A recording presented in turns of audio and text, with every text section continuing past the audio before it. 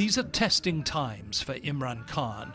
In February, he had to cope with an aerial bombing against his territory by India.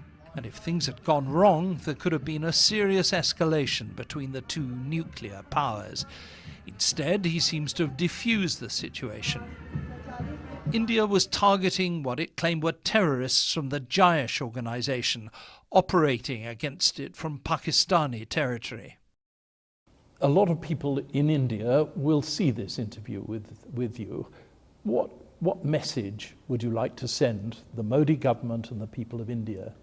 Surely the number one task of the two governments should be, how are we going to reduce poverty? And the way we reduce poverty is by settling our differences through dialogue. And there is only one difference, which is Kashmir.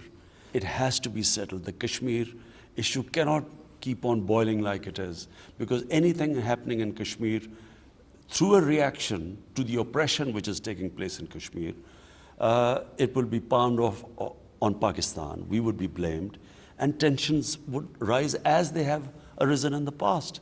So if we can settle Kashmir, the benefits of peace are tremendous in the subcontinent. The Indian government would say you're still simply not doing enough about terrorism. We're already dismantling the organizations. As we speak, including Jaish. Including Jaish, we have taken over their madrasas, their the organizations they ran. This is the first serious effort that is being taken to disarm the militant groups. And you have the will to see it through, do you? We have the will, John, because it is for the future of Pakistan. Outside pressure or not, it is in our interest that we do not have any militant groups here anymore. Given Pakistan's nuclear weapons, India's attack last February could have led to a very dangerous conflict indeed. Imran Khan maintains he was determined to make sure Pakistan's reply was strictly limited.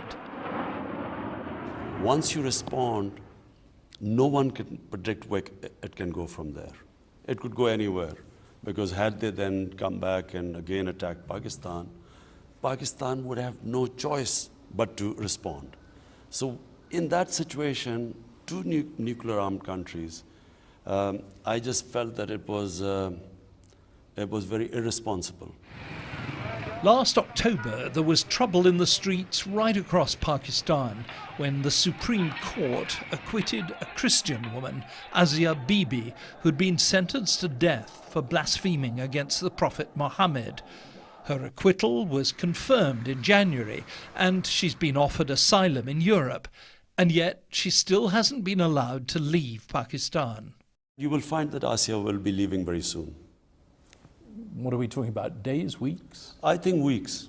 We're talking about weeks. Is that your decision, to let her go? There's a little bit of a complication, and I can't speak on the media about it, but I can assure you she's safe and she will be leaving in weeks. Imran Khan hurries off. Following him, the officer carrying, I was told, the briefcase which holds Pakistan's nuclear codes. John Simpson, BBC News, Islamabad.